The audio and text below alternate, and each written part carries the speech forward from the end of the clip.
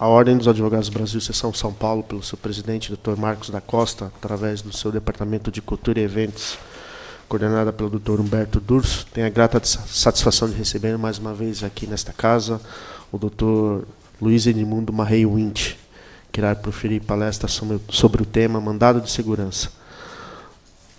O Dr. Marrei é desembargador do Tribunal de Justiça do Estado de São Paulo, pós-graduado em Direito Público pela Escola Paulista da Magistratura, membro do Conselho Consultivo do Colégio Permanente de Diretores de Escolas de Magistratura do Brasil, COPEDEM, conselheiro representante do Poder Judiciário no Conselho Estadual de Defesa dos Direitos da Pessoa Humana, CONDEP, e palestrante do Departamento de Cultura e Eventos desta casa, e o mais importante, é advogado, apesar de estar emprestado à magistratura, ele logo retornará às nossas fileiras e voltará a defender as bandeiras da advocacia.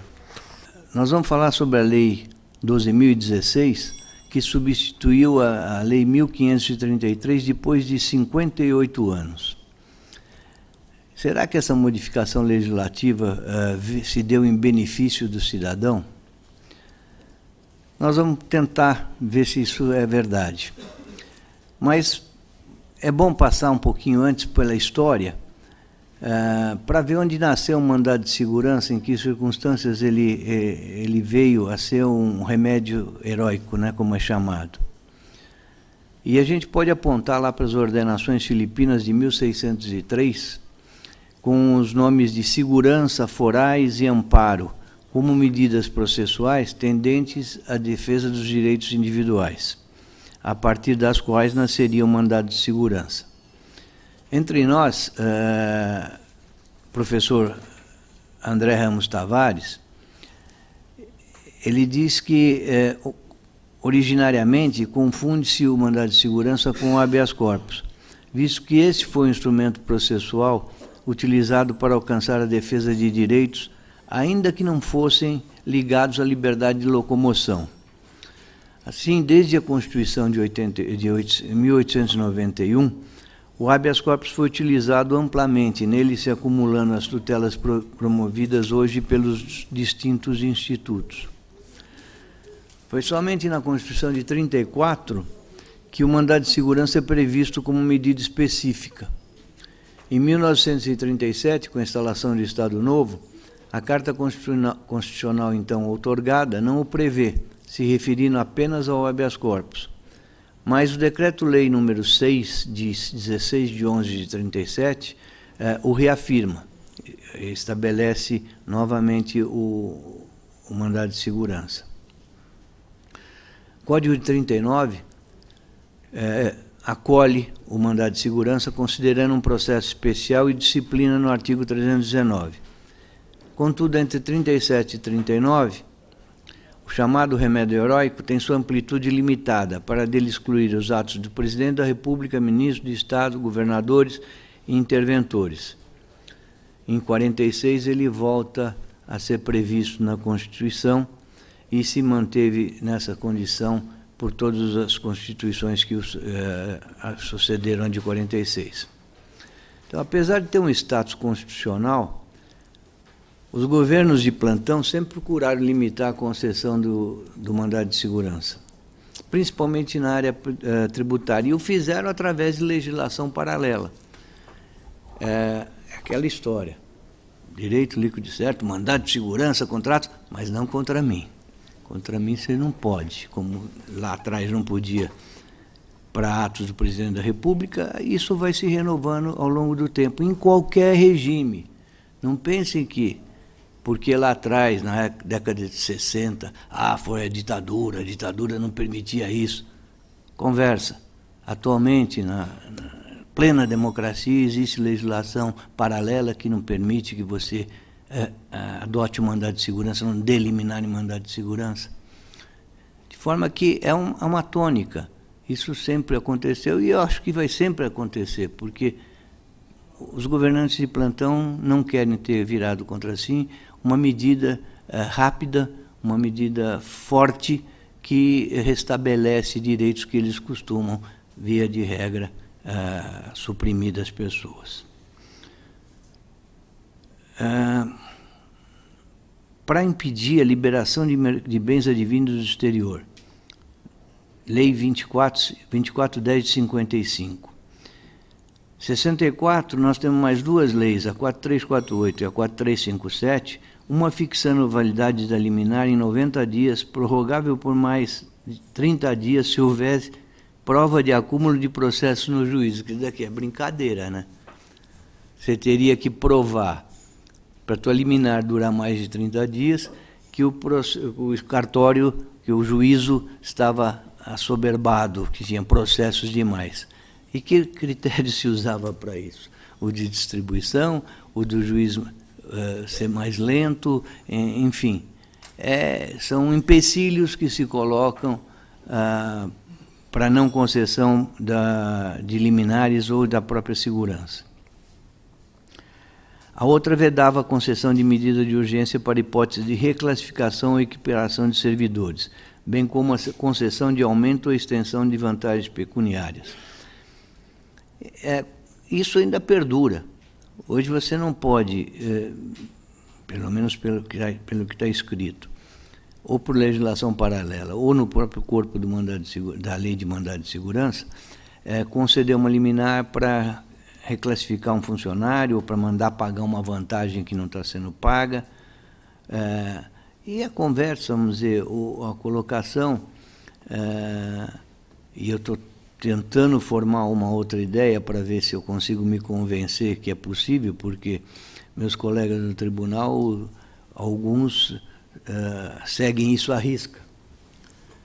E eu, outro dia, discutia com meu filho sobre, justamente sobre isso. Se o direito é líquido e certo, se você, e ele tem que ser pré-constituído na inicial, você tem que demonstrar ele na inicial que ele é líquido e certo, que você tem esse direito, isso você faz através de documentos. Como é que eu não vou dar uma liminar, por exemplo, para pagar uma vantagem que o funcionário, o servidor tem e não foi pago pela administração? Se ele me demonstra que tem esse direito, de antemão.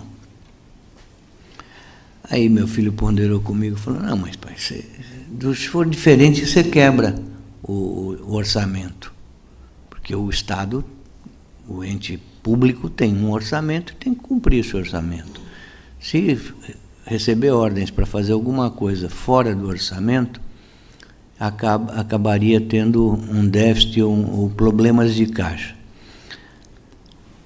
É uma coisa que eu acho que devia ser pensada pelo administrador, porque sempre vai existir isso.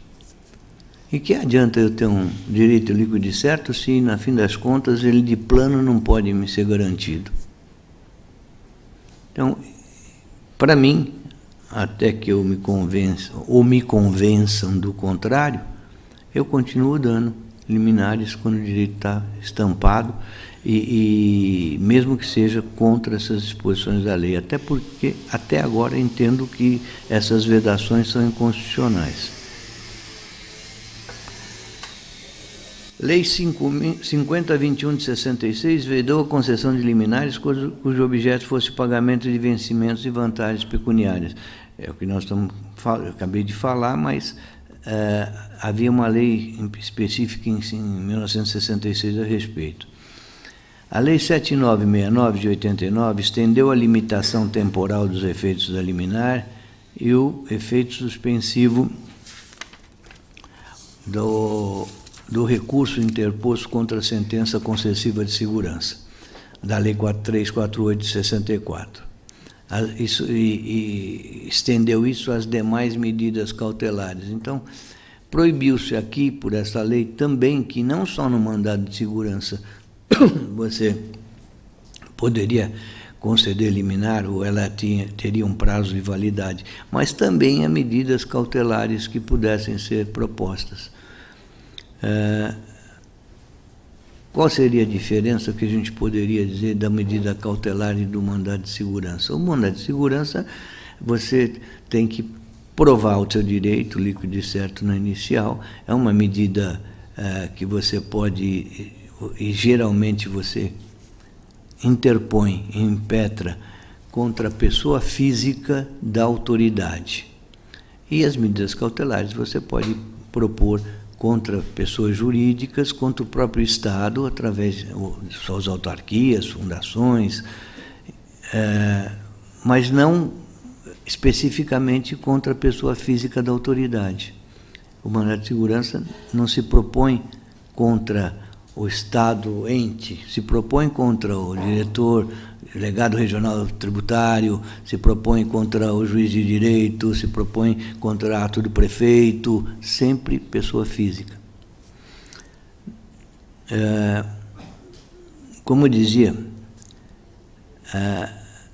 na vigência da plena democracia, sob a tutela da Constituição Cidadã de 1988, é editada a medida provisória 173, de 18 de 3 de 90, que proíbe liminares e mandado de segurança e incautelar que questionassem a legislação que instituiu o Plano Collor.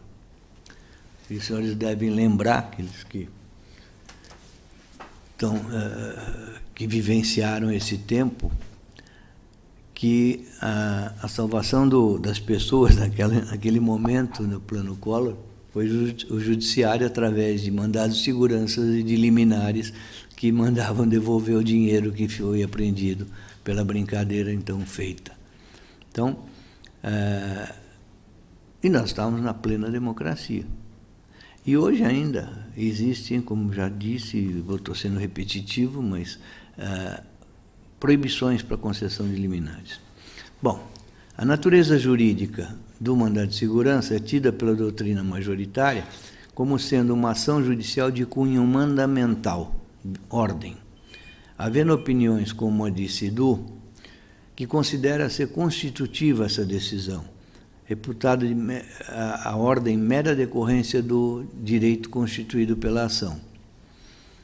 Eu, sem contestar o mestre, mas particularmente entendo que a decisão de mandado de segurança é declaratória mandamental, pois ela declara o direito líquido e certo violado e demonstrado pela prova pré-constituída, na inicial, e determina a sua observância, corrigindo a arbitrariedade praticada. Então, ela recebe, reconhece o direito alegado e provado, declara esse direito e manda cumprir a ordem para fazer cessar a arbitrariedade.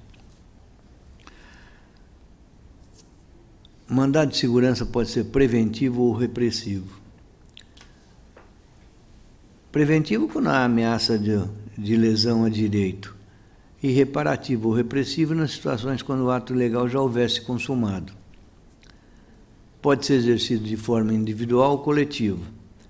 Essa inovação atual da Constituição de 88, no artigo 5º, inciso 70, e está regulada nos artigos 21 e 22 da Lei 2016. O mandado de segurança, o mandado coletivo, essa criação nova, pode ser impetrado por partido político com representação no Congresso Nacional, bem como por organização sindical, entidade de classe ou associação legalmente constituída e em funcionamento há pelo menos 1 ano, em defesa dos interesses de seus membros ou associados.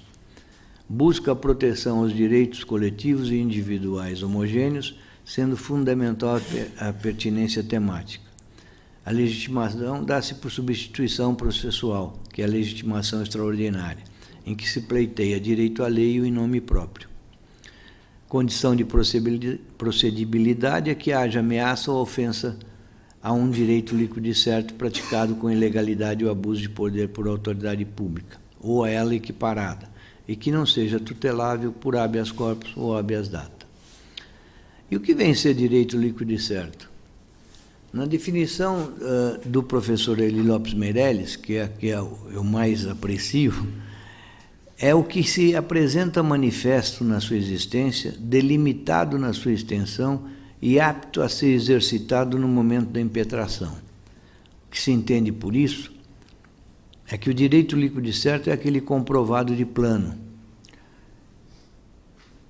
por documentos, logo na petição inicial.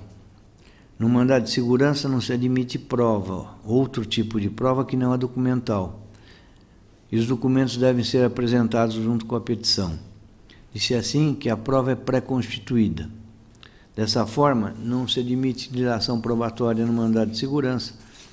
E eu posso citar como exemplo, quando o senhor tem um exemplo de um servidor que tem uma gratificação e é suprimida, o senhor prova isso daí com os olerites, aquele que consta o pagamento e aquele onde foi suprimido. Essa é a prova do direito dele, que recebia e que deixou de receber.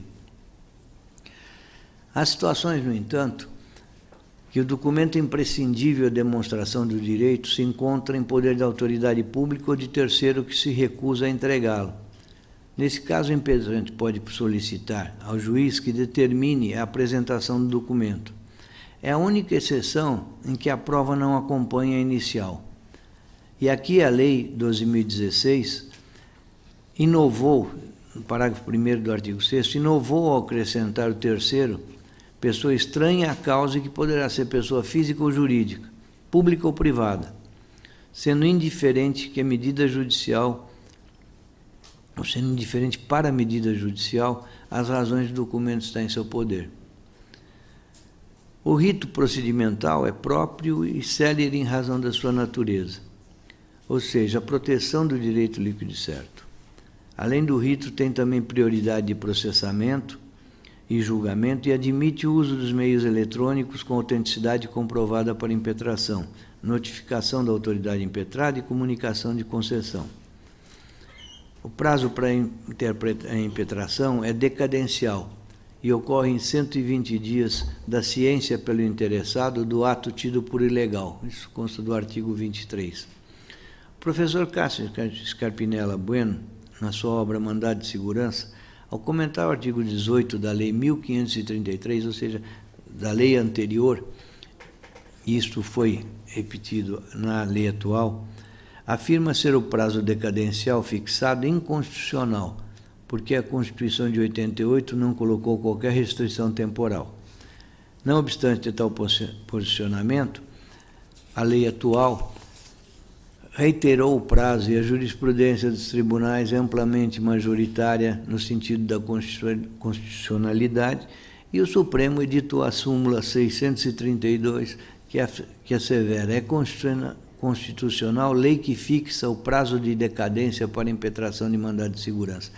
Eu também acho, eu estou citando isso para os senhores, porque eu também acho que é inconstitucional esse prazo. Mas isso hoje se tornou, vamos dizer, já há muito tempo, discussão filosófica, porque a realidade é que aos 120 dias e o Supremo assentou que é constitucional e a gente fica discutindo só historicamente que esse prazo, na verdade, seria inconstitucional. O artigo 7 trouxe algumas inovações. No inciso 1º, ele reduz de 10 dias o prazo para a autoridade prestar as informações, que era de 15 dias. Ótimo, agora vai ser mais rápido ainda. Engano. No inciso 2º, determina que se dê ciência ao órgão de representação judicial da pessoa jurídica interessada para que, querendo, ingresse no feito. Isso é uma inovação, porque antigamente você impetrava o mandado de segurança contra ato da autoridade na pessoa física, ela prestava informações, e essas informações, com base na inicial, nos documentos e nas informações, o juiz, desde logo, procedia o sentenciamento do feito. Agora não, agora você impetra a segurança, a autoridade coatora é intimada, presta as informações em 10 dias, não mais em 15, e você tem que citar a pessoa jurídica a qual faça parte a autoridade impetrada. Ou seja, se é contra o delegado regional tributário, eu vou citar o Estado, a Fazenda do Estado, porque ela é parte interessada, ela vai poder vir defender o ato do seu funcionário. Se, por um lado, eles diminuíram o prazo para as informações, por outro lado, eles colocaram mais um ato a ser praticado, que certamente vai postergar a duração do processo, porque terá um prazo também para se manifestar. Então, dá com uma mão, tira com a outra. E normalmente é assim, só o judiciário é sempre acusado de ser lento. Ele é realmente lento, por várias razões. E eu sempre pensei, estando lá, poderia ajudar de alguma maneira a advocacia, o Estado, enfim, o judiciário, a fazer com que os processos fossem mais rápidos, que o sofrimento das pessoas fosse minimizado. E a gente não consegue. Não consegue porque, afora os problemas que se repetem de orçamento, de falta de vontade do Executivo em dotar o Judiciário com aquilo que ele realmente precisa, porque o dia que isso acontecer, eu tenho lá minhas desconfianças, que a primeira vítima é o próprio Estado, porque as coisas sendo mais rápidas, o processo andando mais depressa, o nosso maior cliente, que é o Estado, vai acabar tendo que cumprir as decisões judiciais mais rápido. Então, isso também não interessa para eles, né? E aí eu dou um exemplo bastante simples. Criou-se o Juizado da Fazenda, Juizado Especial, o JEC da Fazenda, né? Os senhores sabem que o princípio básico dos juizados especiais, além da parte processual, da simplicidade, da oralidade, essas coisas, é a rapidez. Ou melhor, são os acordos que você pode... O princípio básico do juizado é que lá eu faço um acordo e liquido a questão. E criou-se o juizado, estabeleceram-se as varas, e não consegue se fazer acordo, porque o Estado, o município, essas coisas, não querem fazer acordo. Então, a atitude deles contraria a própria finalidade do juizado. Eu tenho uma estrutura que custa, que eu desvio de outros setores, porque para criar um cartório eu tenho que ter o servidor, tenho que ter o juiz para ter na vara, para tratar das mesmas coisas que já eram tratadas nas varas da Fazenda, e eram razoavelmente tratadas com amorosidade natural, porque faltava gente, e continua faltando, e vai continuar faltando. Então, é a história, dou com uma mão, tomo com a outra, não funciona. Era melhor que a época que criaram os juizados tivessem se aparelhado melhor as varas de fazenda, criado mais varas ou mais cartórios, para que a competência não fosse dividida. Até porque o juizado da fazenda não permite, sendo obrigatório, não permite ao cidadão a livre escolha de onde ele quer litigar. Com a competência absoluta, eu sou obrigado a ir lá nas causas de valor inferior a 60 salários. E as causas previdenciárias, que eles também não tratam, porque isso está excluído. Então, se eu sou obrigado a ir lá, na fase recursal, começa a acontecer o prejuízo, vamos dizer, para a ampla defesa dos direitos do cidadão. Porque o recurso das decisões do juizado especial é só o recurso para o colégio recursal, ou, eventualmente, um recurso extraordinário para o Supremo, é só o que cabe. Ao passo que, na justiça comum, eu tenho a parte recursal que vai para o Tribunal de Justiça, não é mais colégio recursal, e aí eu tenho a dupla via, ou o recurso especial, matéria infraconstitucional, ou recurso extraordinário com matéria constitucional. Do cidadão aí, o que se discute, via de regra, no juizado especial, acaba sendo legislação estadual ou municipal, fechou o meu acesso para o STJ, que é o tribunal que julga as causas referentes à legislação infraconstitucional. Então, Voltamos aqui aos 10 dias. O inciso 3º desse artigo 7º cria a faculdade do juiz exigir caução, fiança ou depósito com o objetivo de assegurar o ressarcimento à pessoa jurídica. Eu entendo que esse dispositivo ele padece de inconstitucionalidade na medida em que, se o direito é líquido e certo e se mostra por prova pré-constituída, desnecessário garantia do juízo. Quando que eu exijo a caução? Quando a coisa pode ser duvidosa, quando eu tenho que proteger a parte contrária de eventual prejuízo. Mas, se eu tenho direito líquido e certo, se ele está demonstrado, eu vou garantir o quê? Eu preciso, na verdade, é que o Estado me garanta, me concedendo a ordem para restabelecer o meu direito. Foi violado.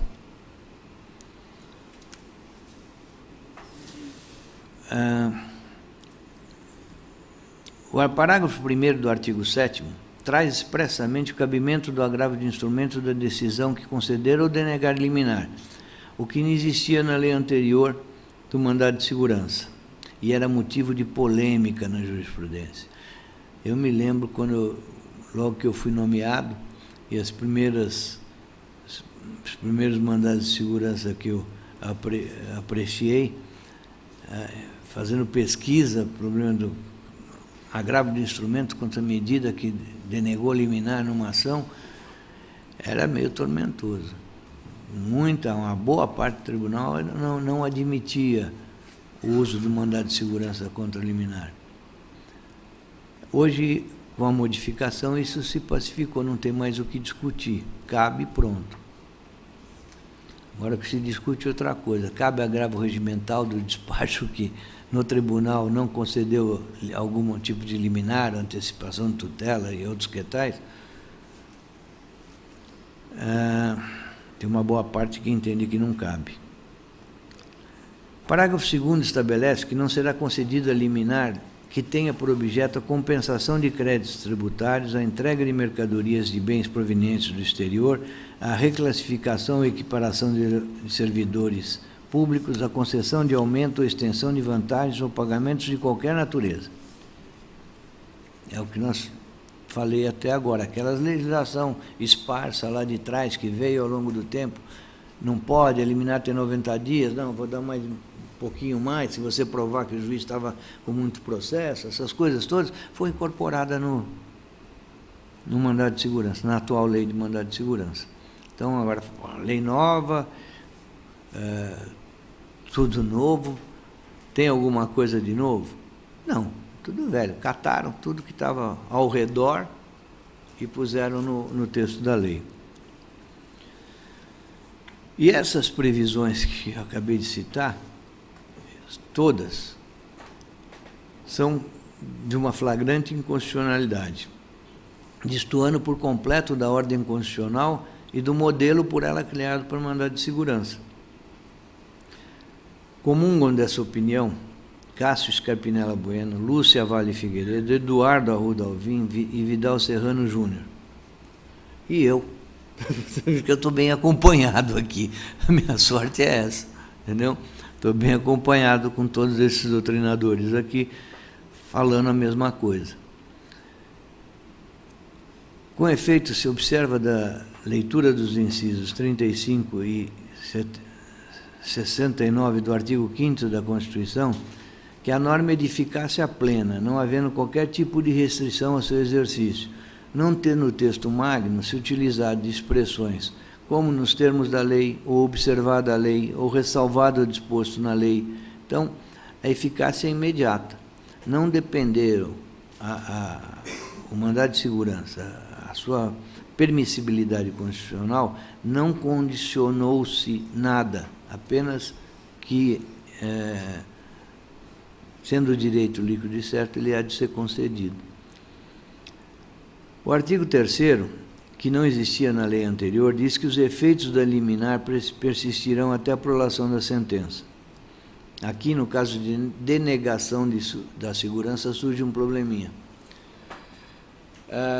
Que efeitos deve ser recebida a apelação? Em que efeitos deve ser recebida a apelação? Está no artigo 14.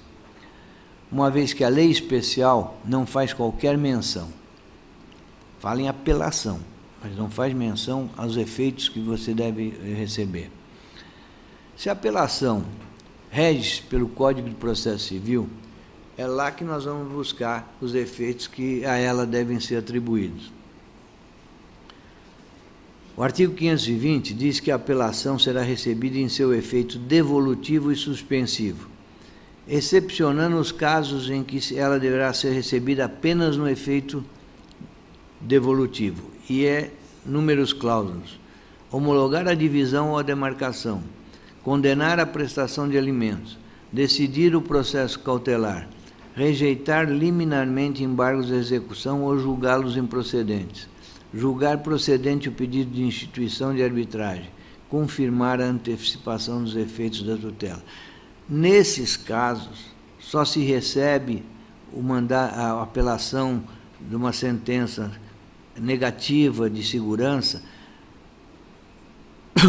no efeito devolutivo, só no efeito devolutivo, porque o Código de Processo que prevê a apelação lá do mandado de segurança diz que só nesses casos aqui é que o efeito é só devolutivo. Nos outros, todos os demais, o efeito é duplo, suspensivo e devolutivo.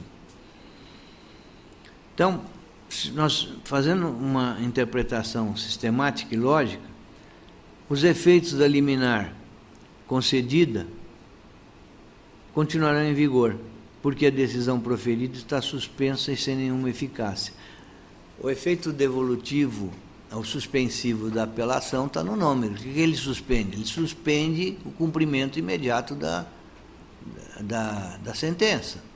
Então, essa sentença existe e fica suspensa até o julgamento do recurso que for interposto contra ela. Isso dá uma certa discussão,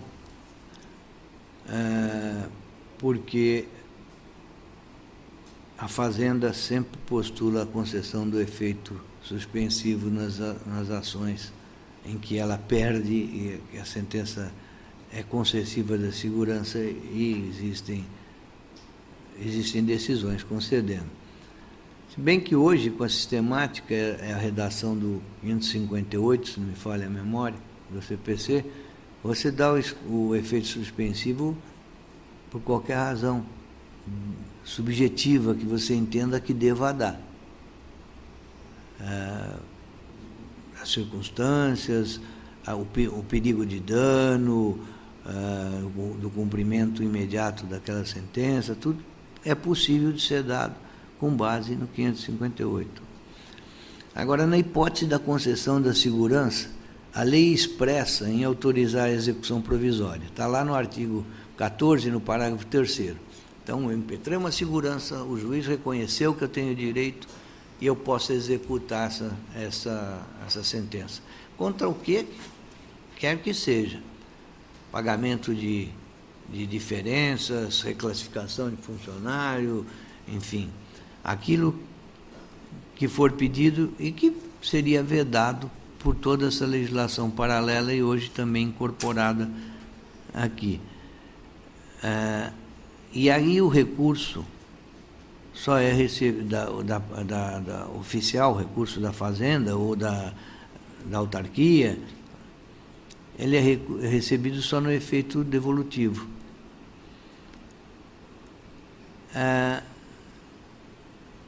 E a lei fala, exceto nos casos em que for proibida a concessão de liminar. E esses casos que nós já falamos aqui, também essas vedações, essa vedação é inconstitucional, porque se as proibições são inconstitucionais, os efeitos delas decorrentes também são.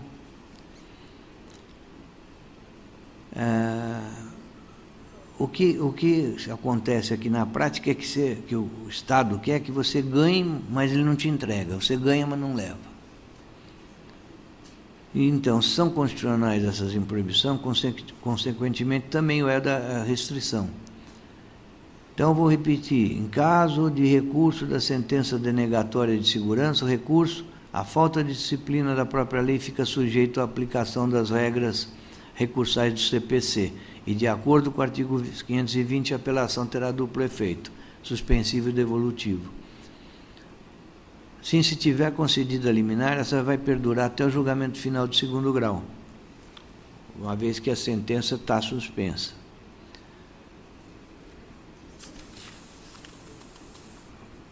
Bom, o objeto de mandado de segurança não pode ser impetrado contra leis gerais, leis em tese, por exemplo. No entanto, as leis de efeito concreto têm características de ato administrativo e, portanto, podem ser atacadas via mandado de segurança.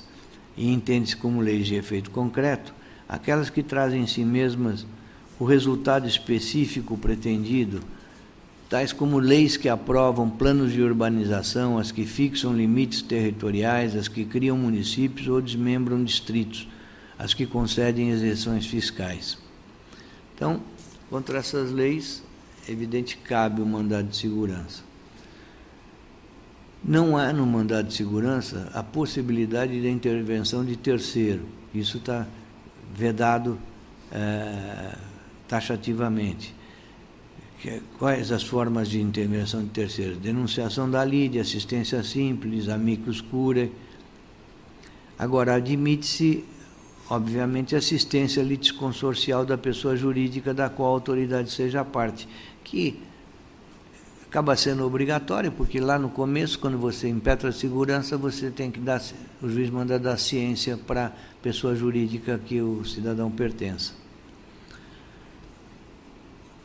Mandado de segurança contra ato de juiz do juizado especial é impetrado na turma recursal. A decisão colegiada não admite embargos infringentes, decisão sumulada, esse entendimento é sumulado pelo Supremo, mas apenas o agravo regimental e embargos de declaração. O mandado de segurança não tem condenação em honorários, você só paga as custas devidas ao Estado.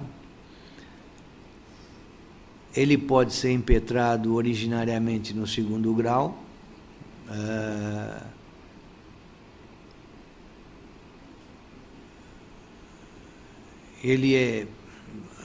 o recurso pode ser sustentado oralmente pelos advogados, e aqui eu faço um pequeno parênteses para dizer aos senhores da importância do trabalho do advogado em segundo grau. Eu sei que existem colegas que não se dispõem, às vezes, a atender o advogado. E aí vai uma série de razões.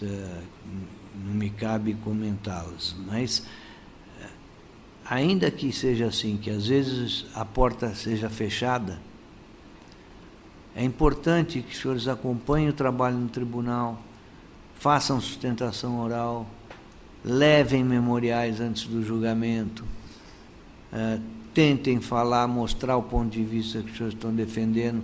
É claro que a defesa oral vai ser feita durante o julgamento, mas esse interesse, esse cuidado, se deve a um fato muito simples: o número de processos é muito grande, e cada desembargador tem um staff que ajuda ele a preparar os processos, são os assistentes jurídicos, são em número de 4, preparam o processo, e você tem muita matéria repetitiva, e às vezes, em alguma matéria repetitiva, você tem um detalhe que não faz com que ela seja exatamente igual ao que está sendo julgado por lote, né? Não é, a gente não faz isso, mas lote, como eu já ouvi falar em alguns tribunais, que jogam por lote, né? Mas é muito importante, porque você chama atenção para o teu processo. Você chama atenção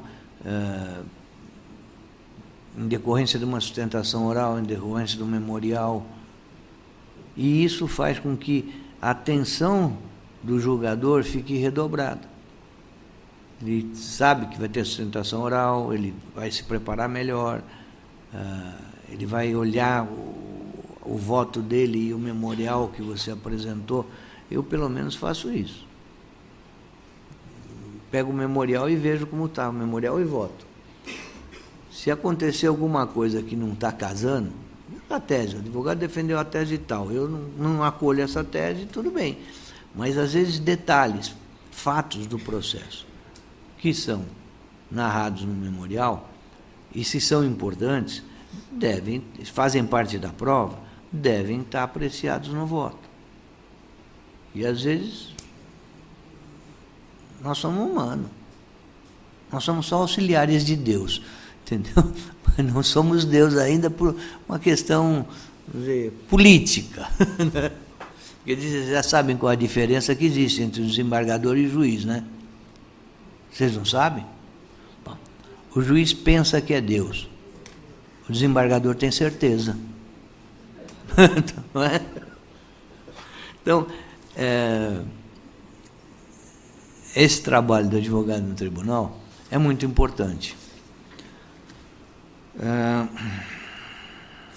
Bom, essas eram as principais considerações que eu queria fazer sobre a lei de mandado de segurança. Eu estou à disposição para qualquer pergunta ou alguma troca de ideias, porque a lei é extensa, as alterações não foram substanciais, mudou o que acrescentou-se, algumas coisas para melhorar, outras, como eu disse, incorporaram jurisprudência, incorporaram legislação esparsa,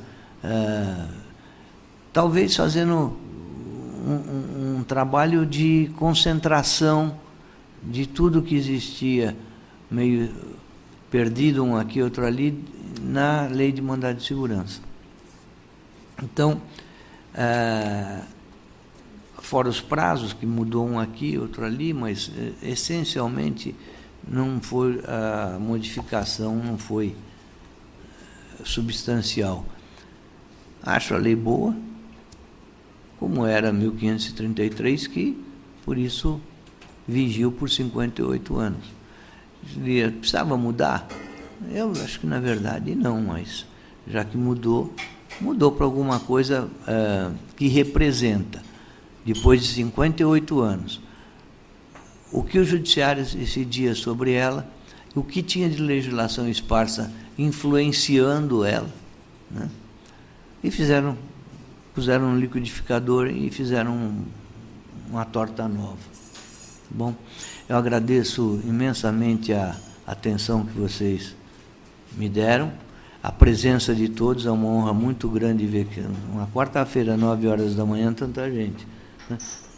Então, muito obrigado.